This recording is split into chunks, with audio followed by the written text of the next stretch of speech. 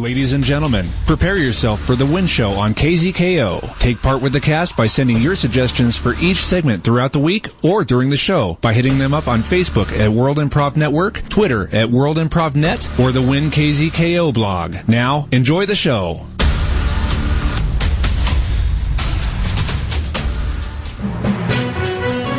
It's local. It's global. You are listening to WIN World Local News. Local news with Potter Smittss.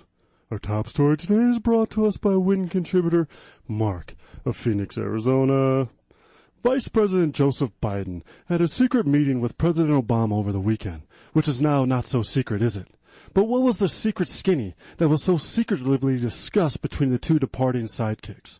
Well, to get to the 100% authentic gossip of this story, let's go live to WIN senior political reporter Slicky Dick Nixon, who's on the Mall in Washington, D.C. with the exclusive inside scoop. Slicky Dick!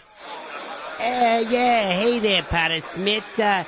Yeah. I got a nice guest here for me that I got off Capitol Hill. We got a little Mr. George Wallace with us. George, mind speaking into the mic? Yeah, right over here on this mic. Is that what you're talking about? Yeah. There you go, Georgie. All right, George, so you told me you got the skinny on. What's going on around these parts, huh? Well, a lot of people don't know this, but when you've been in Washington for 74 years as a senator, you kind of get to know what's going on. Yeah, I hear. So what's the skinny? What are Mr. Obama and Biden meeting about? Well, a lot of rumor out there is just flat false. People thought that Joe was trying to meet with Barack to talk about his presidential run, or whether or not he should try to be a vice presidential candidate to Hillary. But the real story is, he's going to start cutting Donald Trump's toenails. Oh, wow, Potter, that's a good big deal. We're going to have so he's going to become Donald Trump's personal toenail clipper.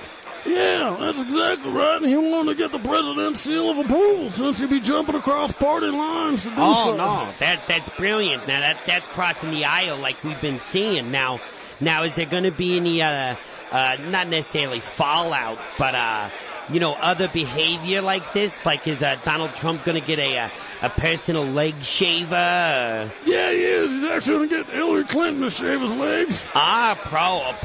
Okay. Gosh, I just love seeing these cross the lines like this. Now, is this going to happen? Bipartisanship is what we call it here in D.C. There we go. That's the hill.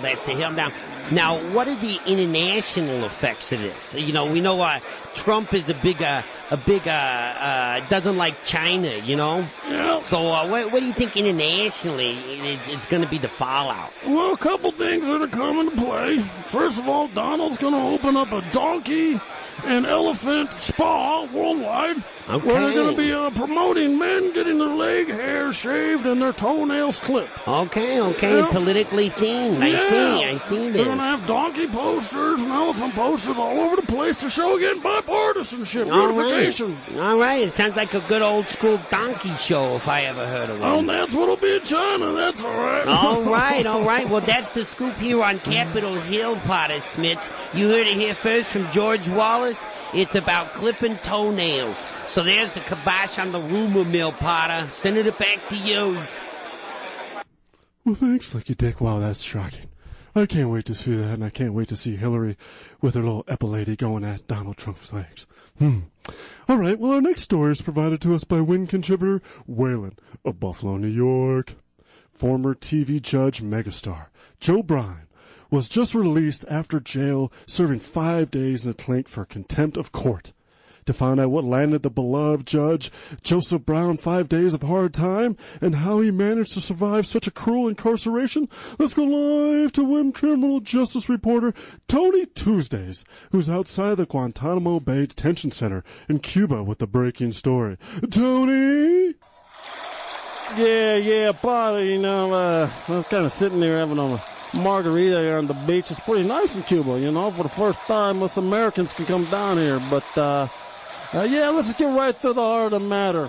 Hey, Joe Brown, you've been a judge for, 15 years, been on TV, what the hell did you do to end up in the clink? Well, I'm not very proud of it, Tony, and I just want to apologize for putting my family in this position and all my loyal fans, Tony. Well, how'd you survive 5 days, I mean, that's pretty tough for a guy like you. Well, I have friends in low places, as some might say, and we'll just say I was taken very well care of on the inside. Is that right? Yes. Well, back in my day, we were just, took a few people out. 5 days ain't nothing. Oh, well, I'd rather just really not get into too much detail on those 5 days. I mean, it was intense. And like I said, I just would like to apologize to all my fans and everybody that really had faith in me. I know I've solved a lot of civil suits over my days on CW, and I hope I can get back to that.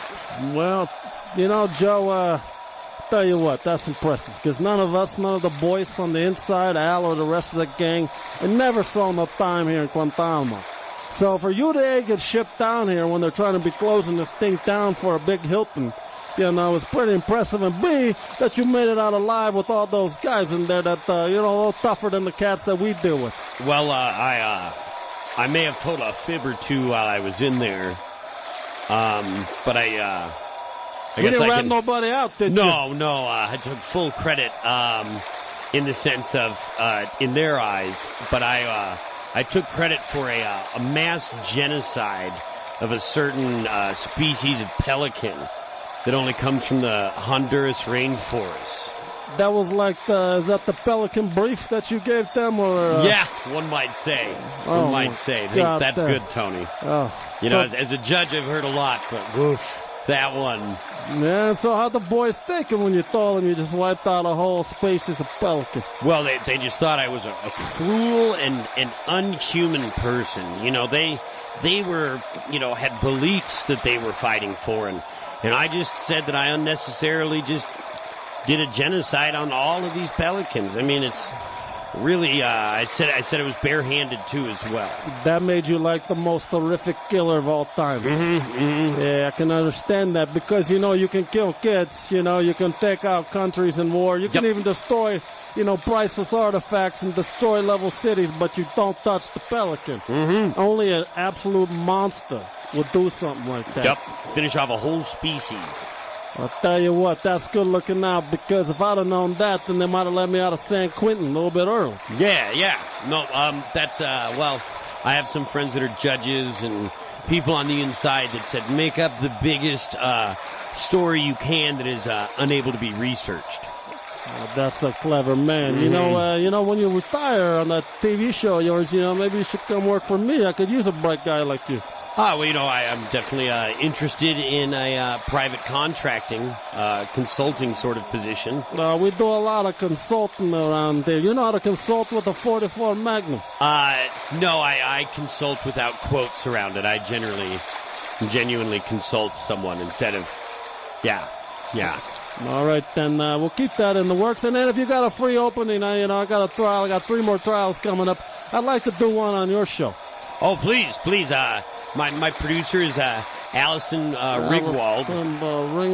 Okay. You can reach her on LinkedIn. I believe that's under her name. Allison Ringwald, producer, CW. Mm-hmm. Okay. Let her know your case, and I'd be happy to try it in my courtroom. Oh, that's great. You're a good guy, Joe, and I'm glad I got to meet you here. So let's get a couple margaritas here, and enjoy yourself for the next couple hours. All right, thank you very much, Tony. I'd be happy to. All right, back to you, Potter. It seems like we got some good info from the judge, and that's not the easiest thing. Well, thank you, Tony. Did not know that pelicans. That's just awful. How would anyone even bring that up? That's awful, but clever. Okay, well, let's get a check on the world sports and head on over to Elway Esiason, who's in Tulsa, Oklahoma at the 2015 International Exotic Animal Noodling Competition. What's that competition all about, Elway, and how's it going down there? Hey there, Potter. It's going pretty cool down here. I haven't really got to throw the pigskin around or anything, like my dad wanted. But we are down here in Oklahoma at the Noodling competition for exotic animals. It's pretty cool. I just saw a guy, he noodled a Komodo dragon out of a 3-foot hole, which was ungodly impressive. But the record of the day is going to a gentleman, Ray Burns, and he actually noodled a full elephant trunk. So that was pretty impressive. But other than that, down here, Potter, there's been no jumps in my football career, and looks like I'm just still reporting obscure sports. All right, Potter, thanks for the opportunity, and sorry, Dad, I couldn't be a quarterback. Understandable. Very understandable, Elway. Perhaps maybe you should get involved in petitioning that sport for the Olympics and give you something to do and make your father proud. Okay. Well, let's just check on the global weather and get a peek and see what's going on the planet. And with Jasmine Snowflake, who's in the Sinai Peninsula of Egypt. What you doing in the Sinai Peninsula, Jasmine? And how's the weather looking like over there? Hey there, Potter. I'm just cooking out here in the sun, making sure that I can get my tan on before winter hits. Boy, is it hot down here in Egypt. But what's not hot is dressing like a tourist, so there's some things to watch out for there, folks. Watch out for short khakis that have sometimes cargo pockets or just flat and just have a nice seam. Watch out for pastel polos, anything brand name. You also want to watch out for those duster hats. You might feel like you're a safari genius, but don't risk it because this place is crazy over fashion and they're killing to get their way. So just make sure that you wear something nice, a little flowy, something mesh. That's what a lot of Egyptians are wearing these days is mesh and thong sandals from Walmart. So go pick up your pair and make sure your trip to Egypt is safer than others. Back to you, Potter. Well, thank you so much, Jasmine. You're always the best at reporting about fashion. Well, and thank you all for tuning in to WIN World Local News. I'm Potter Smittss. Stay tuned to Community Court next on the World Improv Network.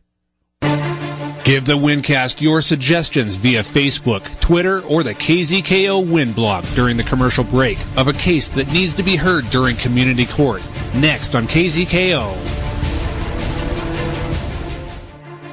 Stay tuned. We'll be right back with another exciting segment for WIN on KZKO The Vibe.